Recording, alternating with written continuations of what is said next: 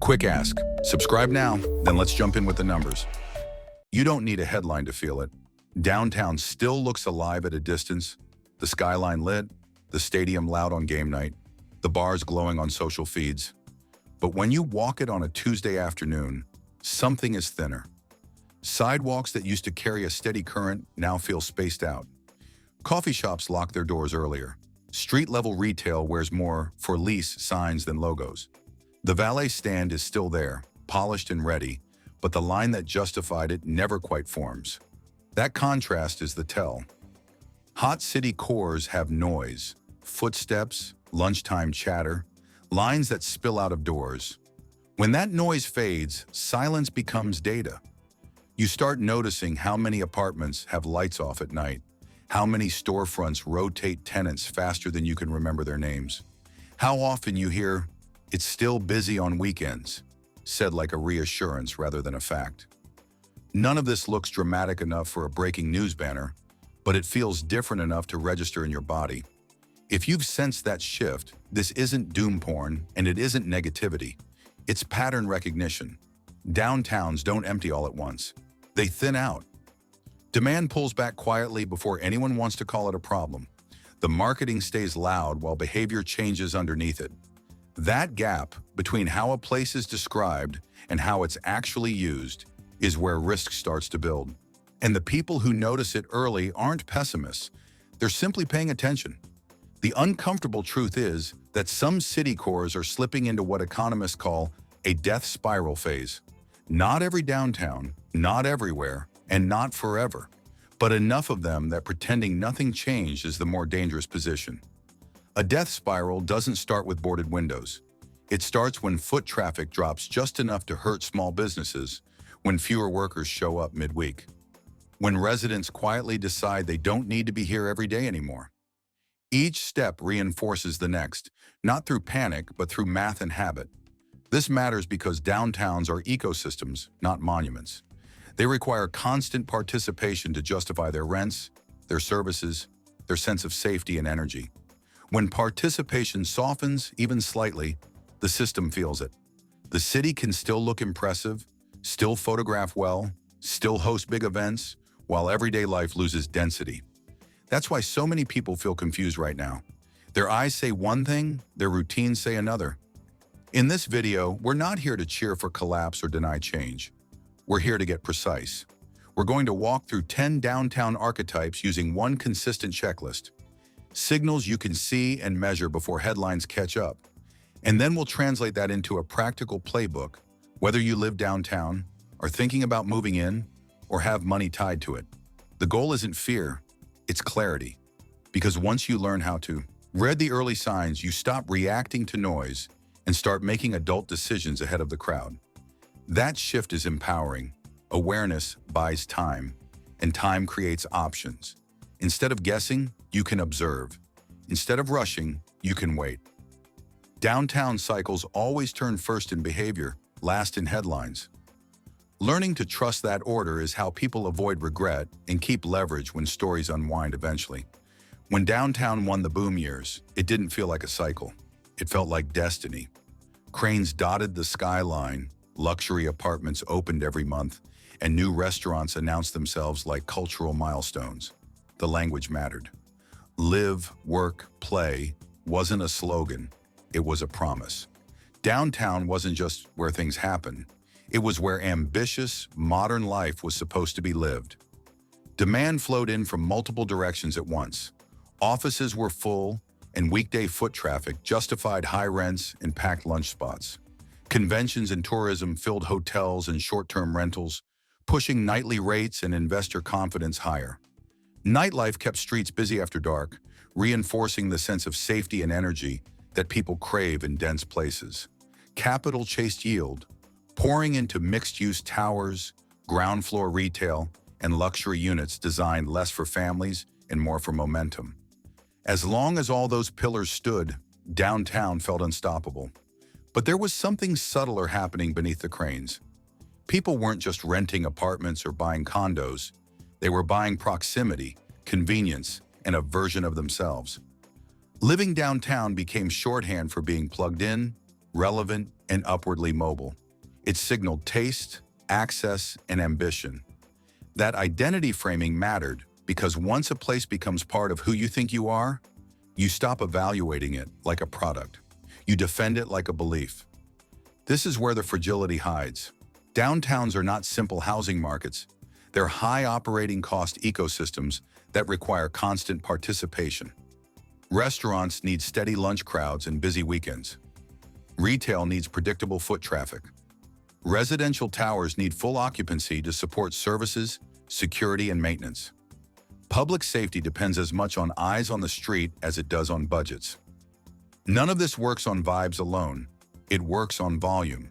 During the boom, volume felt guaranteed. Offices anchored the weekdays. Visitors filled the gaps. Residents justified premium rents because everything they needed felt close and alive. Investors underwrote projects assuming those flows would persist because they had for years. Confidence compounded. Each new tower validated the last. Each ribbon cutting reinforced the story that downtown had permanently won the future. The problem with systems like this is that they don't bend easily. They rely on balance. When one pillar weakens, pressure transfers to the others. Fewer office workers doesn't just hurt office landlords, it hurts lunch, spots, transit revenue, and street-level safety perception.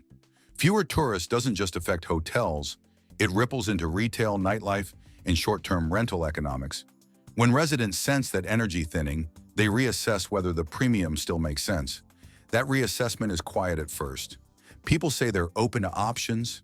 Businesses shorten hours. Investors get more conservative. None of this looks like failure. But downtowns don't need collapse to wobble. They need hesitation, because hesitation reduces volume, and reduced volume stresses every layer at once. This is the uncomfortable setup we're in now. Downtown didn't lose because it was a bad idea. It won because everything lined up perfectly. And when environments change, systems built on constant intensity feel it first. The real question isn't whether downtowns are finished. It's what happens when one demand pillar breaks and the rest have to carry weight they were never designed to hold. That answer will shape cities, careers, investments, and daily life for years ahead globally. When people hear the phrase downtown death spiral, it sounds dramatic, like something sudden and cinematic. In reality, it's quieter, slower, and far more measurable. A death spiral isn't when a city center empties overnight. It's when the systems that keep downtown functional begin losing oxygen, one layer at a time, until the whole place feels harder to use, harder to justify, and harder to love. Start with offices because weekday foot traffic is downtown's heartbeat. When vacancy rises and hybrid work sticks, fewer people show up Monday through Thursday. That doesn't just affect office landlords. It drains lunch spots, coffee shops, dry cleaners, and the small routines that made streets feel occupied and safe. Sidewalks don't look abandoned, they look thinner, and that thinness changes behavior. Next comes ground floor retail churn. For lease, signs start stacking closer together. Hours shorten. Restaurants close on Mondays or Tuesdays, then quietly add another dark night. New tenants cycle through faster, each one lasting a little less time. These aren't isolated failures. They're signals that foot traffic no longer supports the rent structure the boom created. Then the incentives creep in. Apartment buildings advertise free months, discounted leases, or bundled parking that used to cost extra. Condo sellers offer credits and concessions they would have laughed at a few years earlier. None of this means nobody wants to live downtown. It means demand has become selective and prices haven't fully adjusted yet. Safety perception follows quickly, even without crime spikes. Families stop lingering in the evenings. Streets feel fine during events, but emptier on ordinary nights.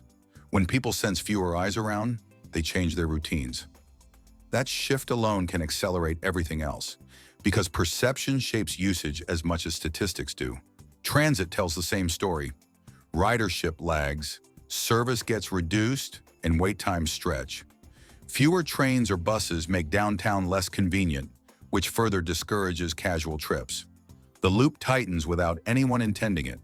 Overlay all of this with rising costs. Property taxes adjust upward, insurance premiums climb, HOA fees increase to maintain buildings designed for fuller occupancy.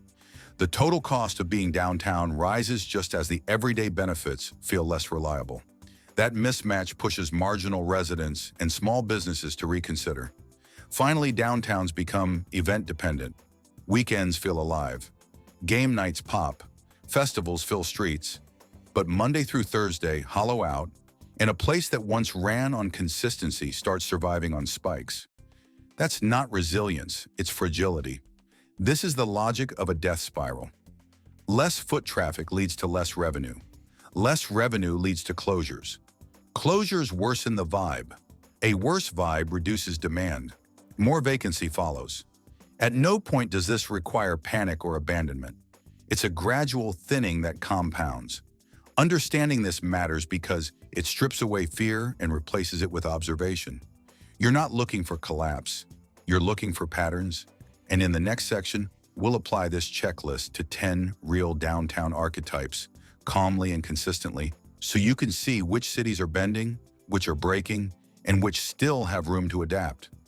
That context sets the stage for smarter decisions, clearer expectations, and fewer emotional mistakes as we move city by city, separating temporary slowdown from structural stress and curiosity from fear, with patience, evidence, and grounded perspective guiding every comparison. When people ask why this is happening now, the answer isn't a single villain. It's pressure, applied from multiple angles at the same time. Downtowns didn't suddenly forget how to work. The environment they depend on changed faster than their cost structures could adapt. The first pressure point is hybrid work, and it shows up in behavior long before it shows up in earnings reports. When offices empty out 3 days a week, the weekday economy quietly collapses around them. Lunch rushes disappear, gyms thin out by noon. Retail that depended on predictable foot traffic starts cutting hours. The skyline looks the same, but the daily heartbeat that paid the bills is weaker. The second pressure point is the cost stack, and this is where emotion gives way to arithmetic. Downtown living was always a premium product, justified by proximity and convenience. But when you stack rent, parking, insurance, taxes, and HOA fees together, that premium starts to feel heavy. The same apartment that felt rational at low rates and full offices now asks more for less certainty. It's not that people stopped liking downtowns. It's that the total monthly stopped making sense for the marginal renter, buyer, or small business owner deciding where to place their next dollar. Then there's the perception flywheel, which people underestimate because it sounds subjective. It isn't. Small signals compound. A closed storefront here, a broken window there, fewer families out at night, one block that feels off. None of it is catastrophic on its own, but perception is a demand multiplier. When the vibe shifts, the most flexible people leave first. Visitors shorten trips. Residents go out less. That reduction in presence feeds the very conditions that cause the discomfort, and the loop tightens without anyone announcing it. The fourth pressure point is financing reality. For years, downtown projects were justified by cheap money and optimistic refinancing assumptions. Higher rates change that math instantly. Cap rates reset. Debt service jumps. Owners who expected to refinance instead face higher payments or stalled deals. New projects pause. Renovations get deferred. The same tower with the same tenants suddenly produces a very different cash flow profile. And investors respond by pulling back, not by leaning in. Finally, downtowns face real competition, not from decline, but from alternatives that feel easier. Suburbs learned to build walkable pockets. Mixed-use districts popped up outside the core. Neighborhood centers offer restaurants, gyms, and offices without downtown's friction. When people can get 90% of the experience with fewer costs and less stress, demand fragments. Downtown doesn't lose everyone. It loses the marginal participant who made the ecosystem feel full. What ties these 5 pressures together is timing. They don't announce themselves with sirens. They appear first as behavior. Fewer weekday crowds, more concessions, slower leasing, shorter hours. That's why headlines lag. If you're waiting for confirmation, you're already late. The adult move is to watch behavior, not narratives, and adjust before the story catches up. This framework isn't about fear, it's about agency. When you understand the pressures early, anxiety drops and options expand. You can choose where to live, invest, or wait with clarity instead of reacting later under stress. That shift from passenger to operator is the real advantage in cycles like this for thoughtful adults everywhere. When people picture a downtown in trouble, they imagine sirens and headlines. Tier 3 cores are quieter than that. These are the places that still function, still photograph well, still host events, but feel subtly thinner if you spend real time there. You've seen these blocks. They're not broken, they're hesitating. And hesitation is always the first stage. Start with the tourism-dependent core. This is the downtown that sold itself on vibes, weekends, and visitors. Hotels glow on Friday night, restaurants fill after shows, and Instagram stays flattering. But walk those same streets on a Tuesday afternoon, and the hollowness is obvious. Retail opens late, closes early, and survives on 2 strong days instead of 7 steady ones. Workers disappear between events. The pitch hasn't changed, but the calendar has. And this is the gentle version. Then there's the office-heavy core, built around towers and density math that assume 5 full weekdays forever. On paper, leases still exist. In reality, badge swipes tell a different story. Elevators are quiet, lunch spots empty out by noon, and happy hour never quite arrives. Gyms tied to office workers shorten hours. Service businesses that relied on predictable crowds quietly exit. The buildings stand tall, but the ecosystem beneath them starves. And this is the gentle version. Next comes the overbuilt luxury core, where confidence ran ahead of absorption. These downtowns attracted high earners, investors, and status seekers with rooftop pools and polished lobbies. For a while, it worked. Then supply caught up. Now you see free months, parking bundled in, design upgrades thrown into leases. Lobbies echo instead of buzz. Concierge wait more than they greet. The units are beautiful, but too many exist at the same price point, chasing fewer committed residents. And this is the gentle version. Finally, there's the transit-centered core, the downtown designed around trains, stations, and constant movement. When service frequency drops and safety perception wobbles, casual visits vanish first. People who used to pop in for dinner or errands decide it's not worth the friction. Ridership falls, which justifies fewer trains, which reduces visibility, and the loop tightens. Retail near stations struggles, not because the city emptied, but because convenience eroded. And this is the gentle version.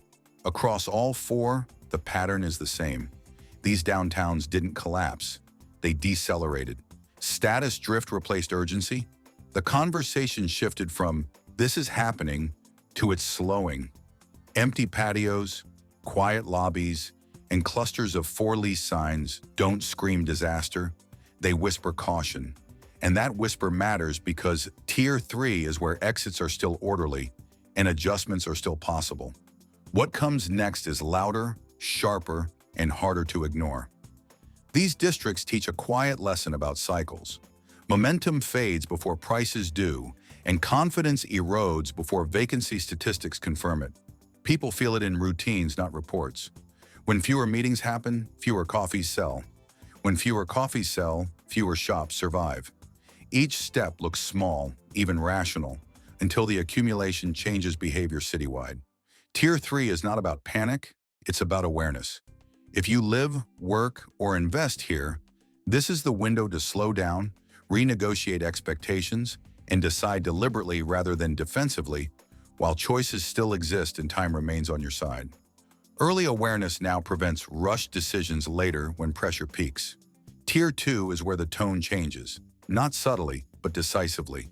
These downtowns still look impressive at a glance. The skyline photographs beautifully, new murals go up, influencers still tag the restaurants that survived. But if you spend a full work week there, you feel the disconnect. Monday through Thursday, the middle of the day stretches thin. Sidewalks are passable, not alive. Patios open, but half full feels like success now. This is the tier where people stop pretending the slowdown is temporary. In these cores, closures aren't limited to weak concepts anymore. It's the solid mid-tier businesses that disappear. The lunch spot that survived 5 years quietly shuts. The gym that anchored a block shortens hours, then vanishes.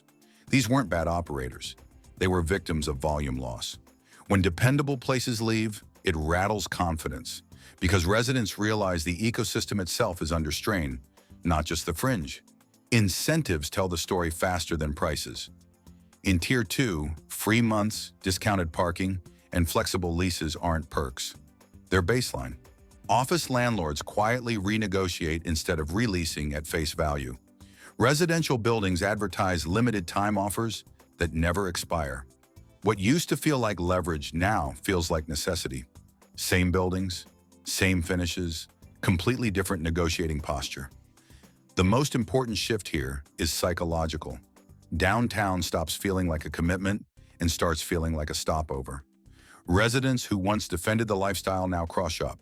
They compare neighborhoods. They look at suburbs. They run numbers without guilt. Loyalty fades because identity weakens. When downtown was aspirational, people tolerated friction. When it becomes just another option, friction becomes disqualifying. This is where fear flips. In the boom, the anxiety was missing out. People rushed because waiting felt dangerous. In Tier 2, the anxiety is getting stuck. Buyers hesitate because exiting later feels uncertain. Renters choose flexibility over pride. Investors demand discounts because upside feels capped. That shift matters because marginal demand sets tone. The last enthusiastic buyer defines price momentum, and when that buyer disappears, everything slows. Branding still insists these places are thriving. Websites highlight culture, walkability, energy. But lived experience pushes back. People notice emptier evenings, quieter mornings, and fewer spontaneous plans. The gap between narrative and reality widens, and once that gap becomes obvious, trust erodes. Downtown loses its emotional premium before it loses its aesthetic one. The spiral accelerates here because hesitation compounds. One resident leaving doesn't matter. Enough people questioning does. As demand softens, incentives deepen. As incentives deepen, confidence weakens. As confidence weakens, more people wait. It's not dramatic, but it's powerful. Because markets don't need mass exits to stall. They need enough people choosing patience at the same time. Tier 2 cores are the inflection point. They're not fringe, experiments, or niche plays. They were supposed to be stable, desirable, safe. Watching them wobble resets expectations for everyone else. If these places need persuasion to fill space, the myth of automatic downtown resilience breaks, and that's why this tier matters more than the earlier one. Tier 3 warned you something was slowing. Tier 2 tells you the story no longer protects you. The question stops being, is downtown cool, and becomes, is downtown worth the risk right now? Once that question enters the conversation, the cycle changes direction. What comes next is even more revealing, because if the places people believed in most start to hollow, the entire urban narrative has to adjust. And that adjustment never happens quietly or evenly. These last two downtowns are the ones people still whisper about with respect. They're polished. They're expensive. They still photograph well. High-end retail windows are clean. The lobbies smell like money. And the towers glow at night the way they always have. On paper, nothing looks wrong. And yet, if you spend time there midweek, you feel it. Luxury shops open late and close early. Weekday sidewalks thin out by noon. Beautiful residential buildings carry more dark floors than they should. Agents don't talk about bidding wars anymore. They talk about strategy. That shift in language matters. When flagships wobble, it changes psychology far beyond their borders. These cores anchor belief. They're the reference point people use to justify prices, rents, and risk across an entire region. As long as the flagships feel bulletproof, everything else gets a pass. When they start offering concessions quietly, when owners talk more about protecting downside than chasing upside, the narrative cracks everywhere at once. What's happening here isn't collapse, it's hollowing. These downtowns still attract attention, but attention isn't the same as demand. Visitors show up for events, weekends, and moments. Residents hesitate to commit long-term. Investors stress test harder. Businesses notice that foot traffic spikes feel episodic instead of reliable. The ecosystem still looks premium, but it behaves cautiously, and behavior always leads price. That's why these two cores sit at the top of the list. Not because they're the weakest, but because they're the most influential. When even the most admired downtowns need persuasion to keep space filled, the era of automatic confidence ends. From here forward, decisions get quieter, slower, and more deliberate. Hype stops being enough, so this is where the adult playbook matters. For renters, this phase favors optionality. Negotiate. Ask for concessions without apology. Free months, parking, flexible terms aren't wins. They're signals. Use the checklist. Watch weekday energy. If a building needs incentives now, assume it may need them later too. For buyers and investors, resilience replaces excitement. Demand cash flow that survives vacancy, rate risk, and slower leasing. Underwrite conservatively.